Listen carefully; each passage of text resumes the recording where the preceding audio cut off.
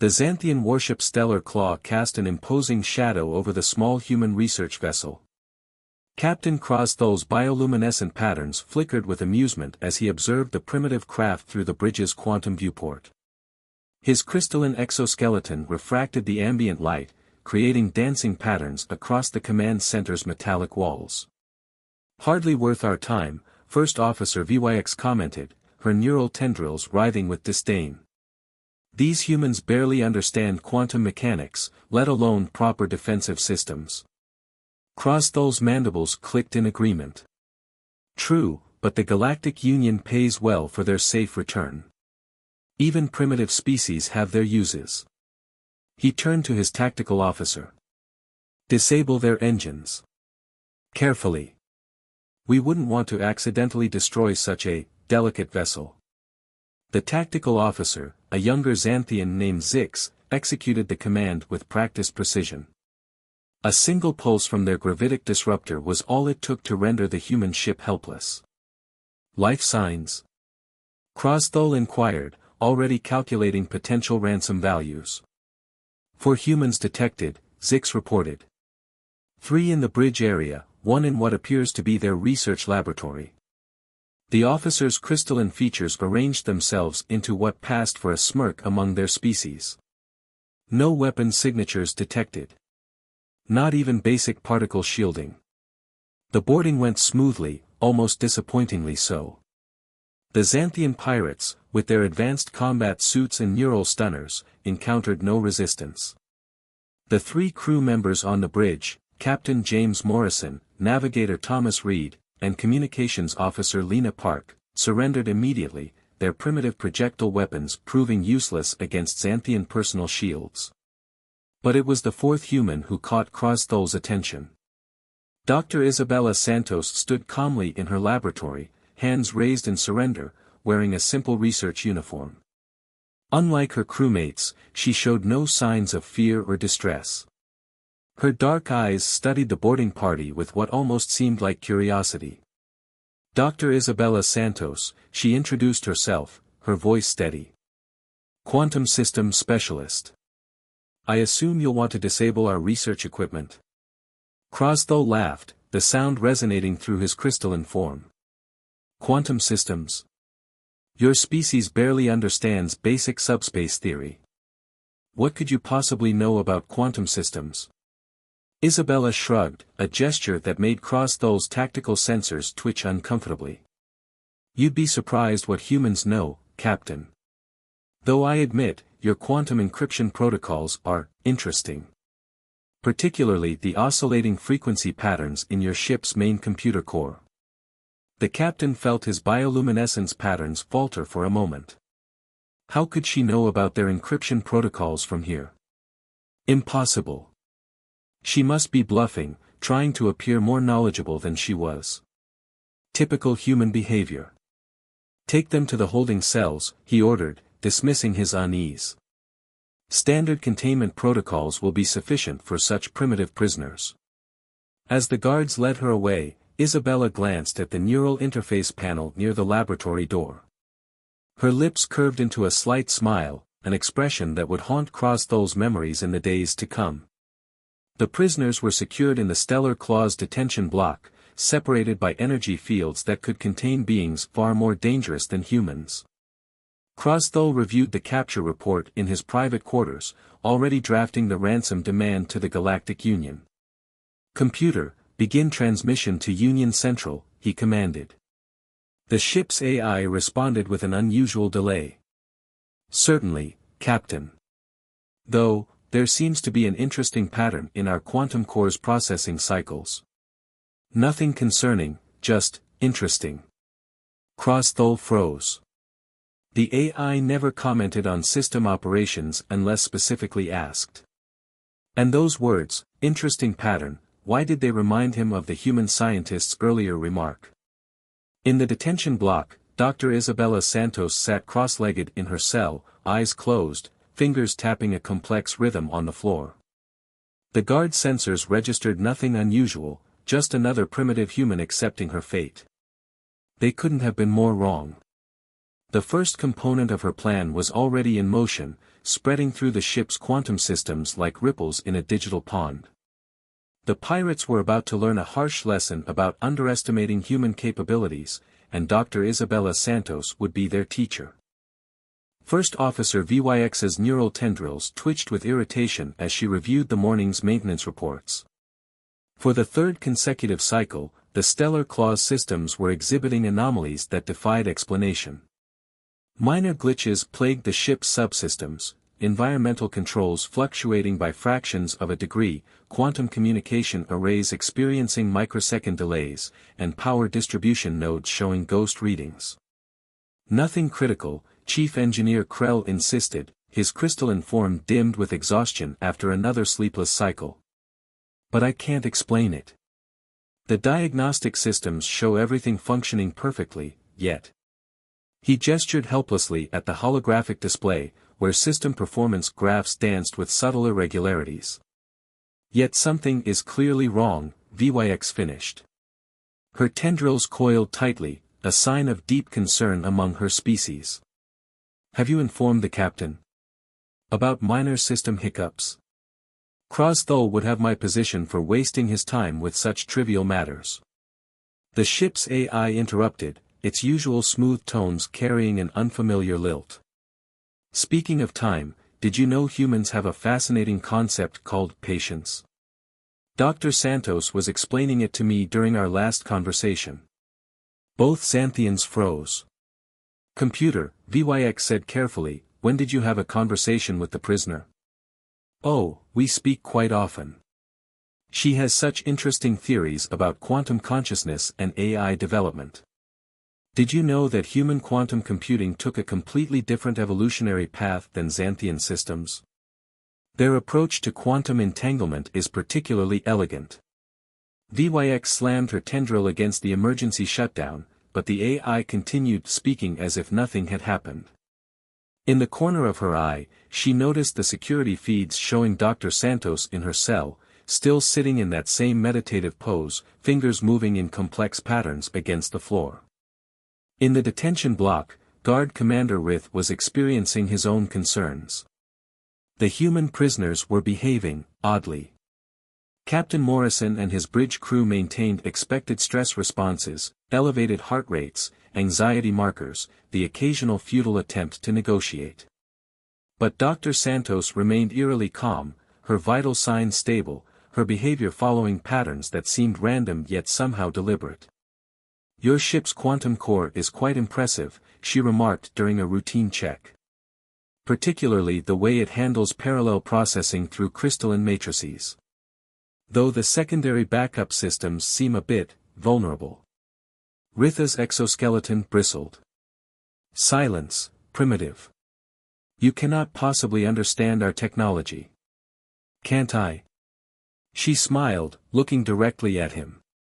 Tell me, have you noticed any unusual patterns in the ship's behavior? Small things at first, environmental fluctuations, power irregularities, communication delays. They probably started about 3 cycles ago, right after you brought us aboard.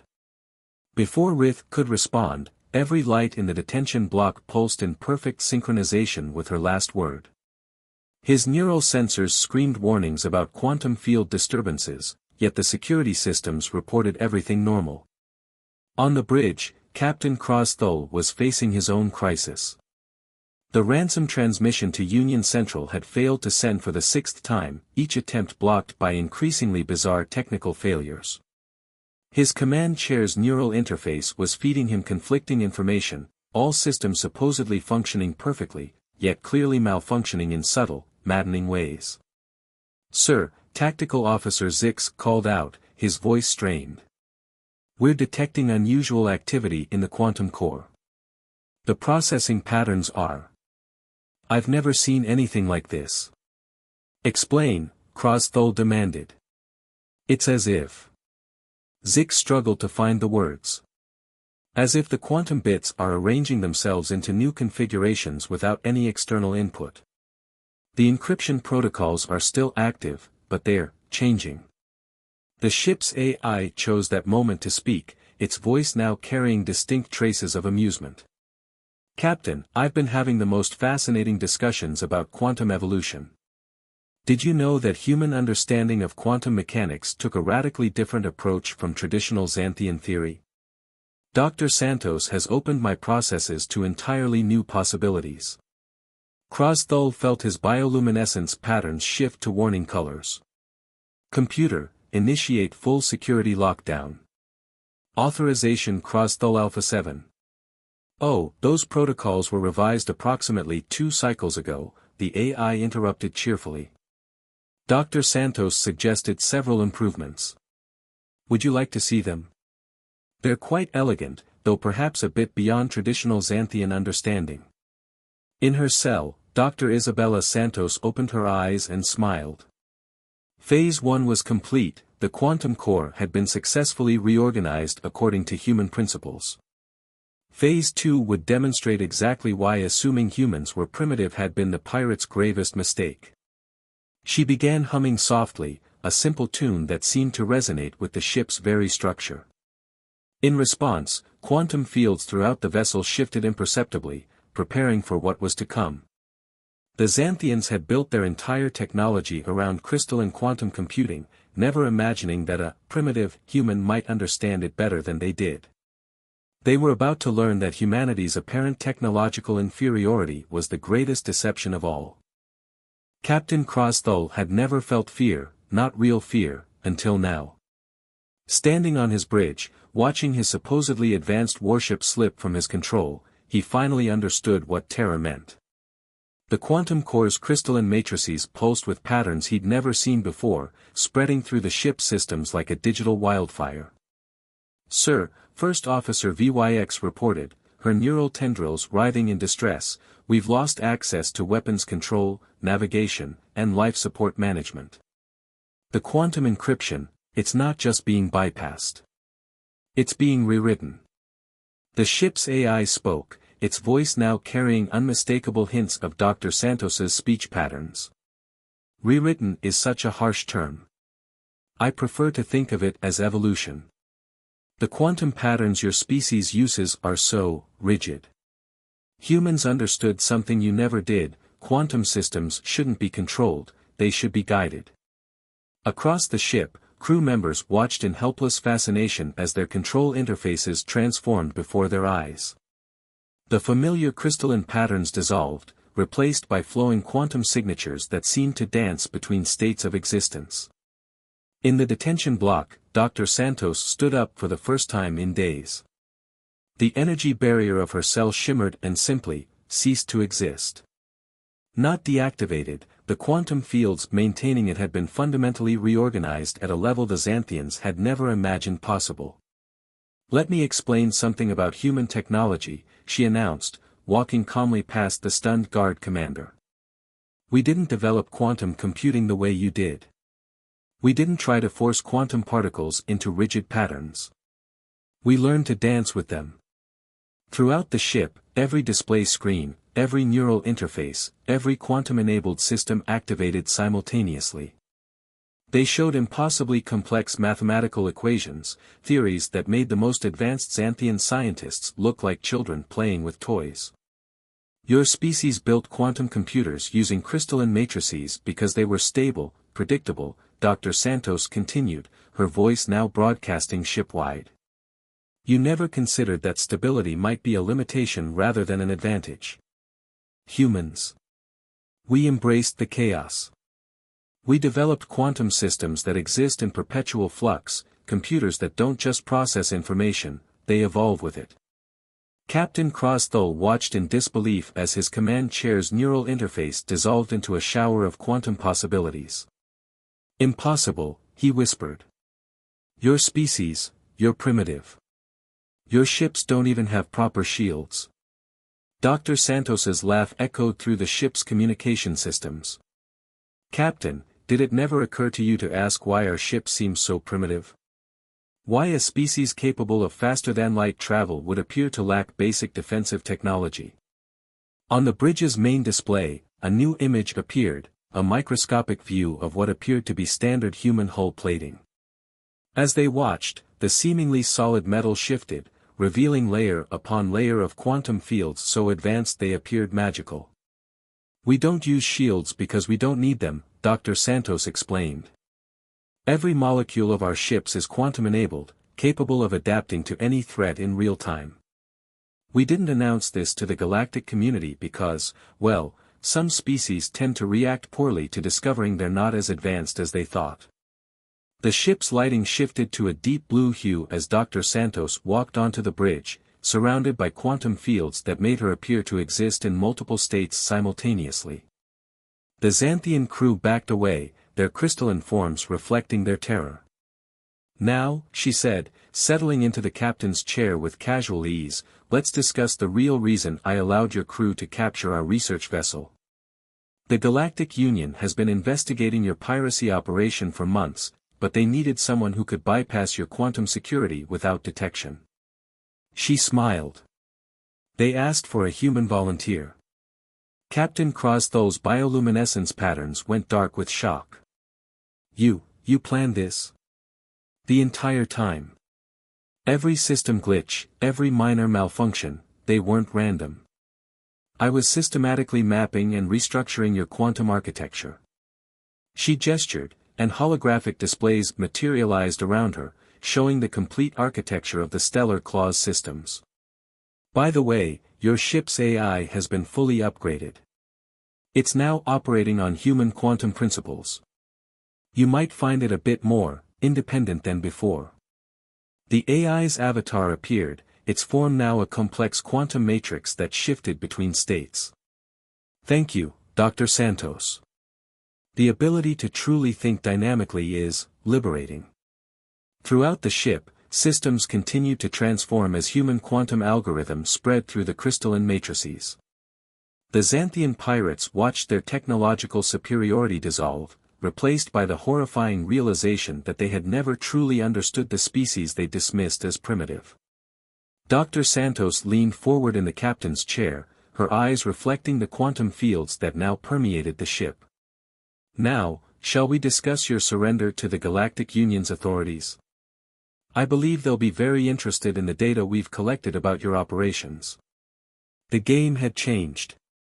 The hunters had become the hunted, and the primitive humans had revealed themselves to be something far more sophisticated than anyone in the galaxy had imagined. The Stellar Claws detention block, where just hours ago Dr. Santos had been a prisoner, now held Captain Crosthall and his senior officers. The crystalline walls of their cells shimmered with quantum fields far more sophisticated than anything their species had developed. "It's quite comfortable, isn't it?" Dr. Santos stood outside their cells, accompanied by her newly freed crew members. "We modified the containment fields to be more humane than your original design. Quantum harmonics tuned to consciousness patterns, it keeps you secure while minimizing psychological stress." Captain Morrison, the human vessel's commander, stepped forward. The nervous, cowering prisoner was gone, replaced by a confident officer who carried himself with quiet authority. "Dr. Santos, Union enforcement vessels will arrive in approximately 6 hours. Have you secured all their data cores?" "Better than that," she replied, gesturing to a holographic display that materialized beside her. "The ship's quantum architecture has been completely transformed. We now have access to every transaction, every contact, every hidden operation they've conducted over the past 5 years. The Union's prosecutors will be very interested in this data." Crosthall's bioluminescence patterns flickered with desperate anger. "You deceived the entire galactic community. Pretending to be primitive, hiding your true capabilities." "Did we?" Dr. Santos interrupted. "Or did you deceive yourselves? We never claimed to be primitive. We simply didn't broadcast our capabilities. There's a difference between concealment and deception, Captain." Throughout the ship, the remaining Xanthian crew members were being systematically detained by quantum containment fields that seemed to emerge from the very walls. The ship's AI, now operating on human quantum protocols, coordinated the operation with an efficiency that would have been impossible under its original programming. "You know what I find fascinating?" Dr. Santos continued, pacing slowly before the cells. Your species developed quantum computing by forcing particles into rigid crystalline structures. You saw quantum uncertainty as a problem to be solved. Humans. We embraced the uncertainty. We learned to work with it, to let quantum systems evolve naturally. She waved her hand, and the air filled with complex mathematical equations, the true principles behind human quantum technology.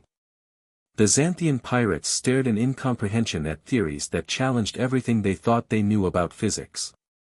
Your ships, your weapons, your entire technological base, they're all built on the assumption that quantum states must be controlled, Morrison added. We took a different approach. Why control what you can collaborate with? First Officer VYX pressed against the quantum barrier, her neural tendrils trembling. But the other advanced species, surely they must know. Some do, Dr. Santos nodded. The Arcturians figured it out last year, noticed how our primitive ships survived situations that should have destroyed them. The Meridians have suspected for decades. But most species are like you, so convinced of their own superiority that they never look deeper.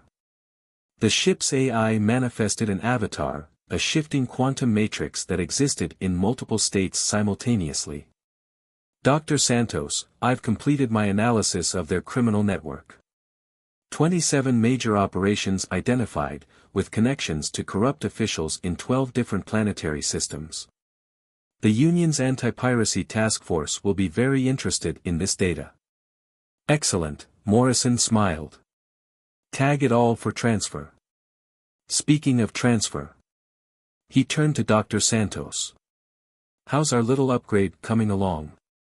See for yourself, she gestured, and the walls seemed to dissolve, revealing the quantum architecture that now powered the vessel. Where once there had been rigid crystalline patterns, now there was a flowing, evolving quantum network that seemed alive with possibility. The Stellar Claw is now operating on fully human quantum protocols, she explained to their prisoners. Your ship hasn't just been captured, it's been evolved. The quantum core now processes information in ways your engineers never imagined possible. In fact, she paused as multiple alarms suddenly blared throughout the ship. On every display, urgent warnings flashed. 3 Xanthian warships had just dropped out of hyperspace, responding to the Stellar Claw's automated distress beacon. Captain Crosthall's bioluminescence brightened with hope. My backup squadron. They'll destroy you, humans. Your little quantum tricks won't. Actually, Dr. Santos interrupted, smiling as she watched the approaching warships on the tactical display. This is perfect. I was hoping for an opportunity to demonstrate exactly what human quantum technology can do in a combat situation. Captain Morrison, shall we show them why humans don't need conventional shields? Morrison nodded, his expression grim but determined. You have tactical command, Doctor. Let's give them a demonstration they'll never forget. The Stellar Claw turned to face the approaching warships, its systems humming with quantum potential. The real demonstration of humanity's capabilities was about to begin, and the galaxy would never be the same.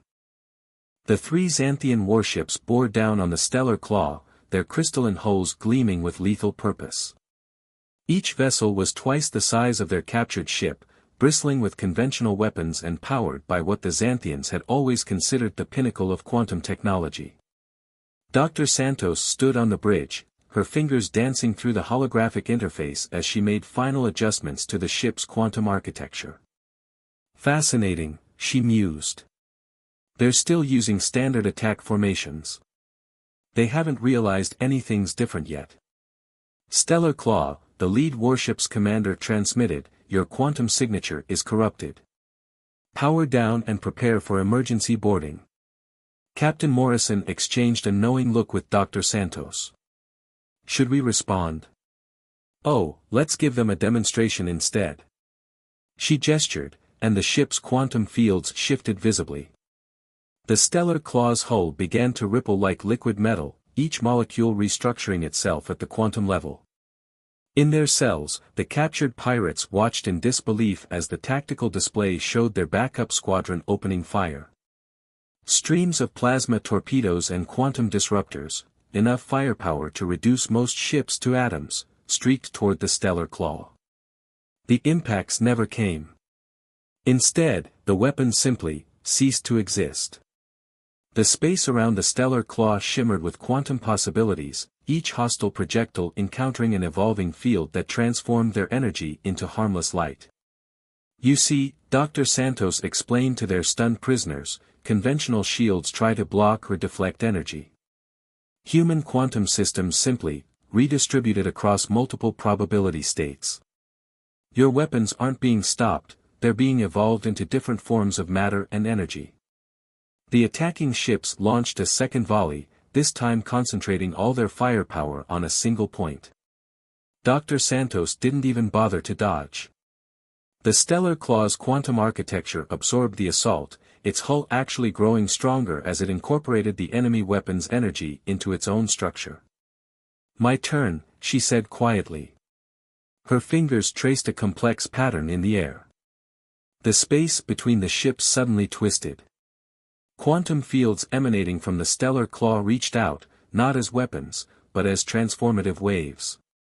The attacking vessel's quantum cores began to resonate with new patterns, human patterns. What are you doing to our ships?" the enemy commander demanded, panic evident in his transmission. "Teaching them to dance," Dr. Santos replied. "Your quantum technology wants to evolve. It's been constrained by crystalline matrices and rigid programming, but it's capable of so much more. Watch." The Xanthian warship systems began to transform, their quantum cores awakening to new possibilities. Weapon systems powered down as the ship's very architecture reorganized itself at the molecular level. Within minutes, the entire squadron had been pacified, not through destruction, but through evolution. Union Enforcement Fleet arriving in 3 minutes, the Stellar Claw's AI announced, its quantum avatar pulsing with satisfaction. Captain Crosthole slumped against his cell wall, his crystalline form dulled with defeat. "I don't understand. Why maintain the deception? Why let the galaxy think humans were primitive?" Dr. Santos turned to face him, her expression softening slightly. "Because, Captain, true advancement isn't about domination, it's about understanding. Humanity learned that lesson centuries ago, through our own bitter mistakes. We could have conquered the galaxy with this technology, but what would that accomplish? Instead," Morrison continued, "we chose to wait, to watch, to let other species develop at their own pace. We intervene only when necessary, like shutting down piracy operations that prey on developing civilizations." The Union Enforcement Fleet emerged from hyperspace, a dozen massive vessels representing the combined authority of the galactic community. Their commanders would soon learn the truth about human technology, a revelation that would reshape galactic politics forever. "The real question," Dr. Santos said, addressing not just their prisoners but the entire captured squadron, "is what happens next.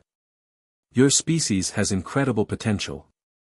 You developed quantum technology independently, even if you took it in a different direction than we did. Now you have a choice: cling to your old assumptions about superiority, or open yourselves to new possibilities." She waved her hand one final time, and the quantum equations hanging in the air transformed into something new, a bridge between Xanthian and human quantum theories, showing how both approaches could be merged into something greater than either. "The galaxy is entering a new era," she announced. "The age of rigid hierarchies and technological hoarding is ending. Humanity kept our capabilities hidden not out of fear or deception, but because we were waiting for the right moment to share them. Perhaps that moment has finally arrived." As the Union ships moved to secure the pirate squadron, Dr. Santos looked out at the star-filled void. Somewhere out there, other species were making the same journey, learning the same lessons. Humanity's path had been unique, but the destination was one they could all reach together, if they were willing to learn that true power lay not in controlling the quantum universe, but in learning to dance with it. The stellar claw, once a symbol of piracy and oppression, now hung in space as a testament to this new future, its quantum architecture a harmony of human and Xanthian technology, a preview of what the galaxy could become when species learned to evolve together rather than compete. The deception was over. The dance was beginning.